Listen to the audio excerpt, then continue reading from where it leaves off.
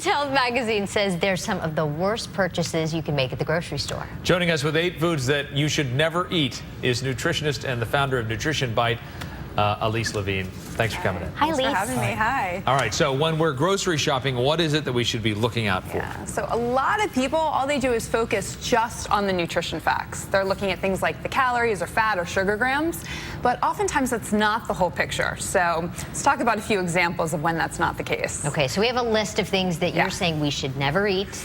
The first one is swordfish. Now, many say, hey, it's fish, it's healthy. What's the problem? Swordfish is one of those foods that's actually really rich in healthy omega-3 fatty acids, but it's also really rich in mercury. And mercury is a highly toxic substance that attacks your central nervous system. So everyone should limit it. But people that are pregnant or nursing, women that are pregnant or nursing, and children should avoid it altogether. Yes. Instead, to get the omega-3 boost, just go for a fish like wild Atlantic salmon or sablefish, also known as black cod, or sardines are great options. Okay. Next up, something that we serve have every day. Here, bagels. Bagels. With cream cheese. So a lot of people that are avoiding or limiting their intake of bagels are doing so because they're rich in carbs. But other reasons you should watch out for some bagel brands. Look at the ingredients and don't eat bagels that contain any artificial sweeteners like sucralose and artificial food dyes like blue 40 or yellow 5 or 6. These will oftentimes pop up in certain brands. So just opt for a brand that doesn't contain any. So if they have real ingredients in it, go ahead and have a bagel. Yeah, exactly. Occasionally. Good. Okay, non-organic strawberries. They're a no-no. Yeah, so strawberries, we know, are a superfood. They're loaded in nutrients, antioxidants. The problem is that they're one of the crops that's most heavily sprayed with pesticides in the U.S. There's on average about 12 times as much pesticides on strawberries as other crops. So solution here, just go organic. And you're not going to have any synthetic pesticides. But then the price gets crazy because... It does, but it's your health. And so, you know, got to figure out where you want to spend your money. Health is a good place to put it. This next one, for a guy who likes pasta with meat sauce, you're saying no canned tomatoes? This is a tough one. A lot of tomato products come in cans, but cans, in the lining, they have a chemical called BPA, which has been associated with a whole range of different ailments, from reproductive issues to heart disease to obesity. So what you can do is just purchase tomato products that are coming in glass jars or in Tetra Pak boxes. Both of those will have no BPA. Would you say the same about beans or soup? Yeah, I was going to say, is that canned all the way across? It really is. It really is. Stay and away it's from something cans. that, you know, you really should look for different packaging that. And there are a few brands now that do have these Tetra Pak boxes that don't have any BPA. Alyse, I have a feeling this next one's good news because you're saying no low-fat ice cream. I bet you're suggesting full fat.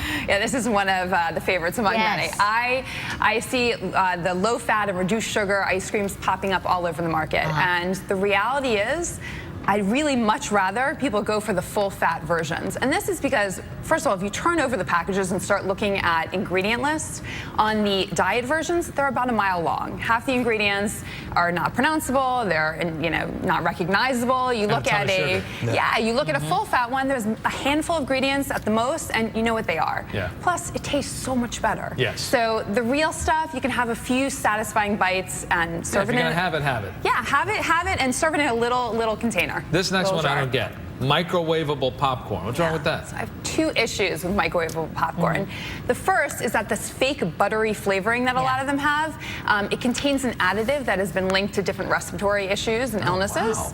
The other is that there's actually a chemical in the lining of the bag, and when you warm it up or heat up the popcorn, it leaches into the popcorn, and that's been associated with different fertility issues in humans and some cancers in animal studies. So still have popcorn. Popcorn's a great whole grain, healthy snack. You can pop your own at home or buy a bag of already popped popcorn on the supermarket shelf.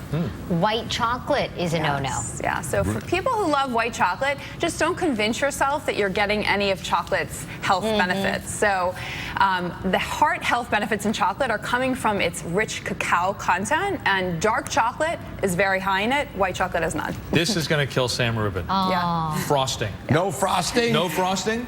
Anyone that likes sugar loves frosting. The problem is that most of the brands on the market are still made with partially hydrogenated oils, which are trans fats. They're associated with increase in heart disease risk and inflammation in your body. There are a few organic brands on the market that don't have any, so bake with those at home. And when you're out, just read the labels. Look for already prepared bakery items that don't have any trans fats. Thanks, Alyse. It's been a very depressing segment. But we appreciate you coming. Now, could the list be longer and longer, or is that just the surface? That are just a few of them. Yeah. Read labels. That's the kind of the take-home message. Right. That's a really important thing to start doing. Thank you. These 8 foods you should never eat and more from Women's Health Magazine. You can go to womenshealthmag.com.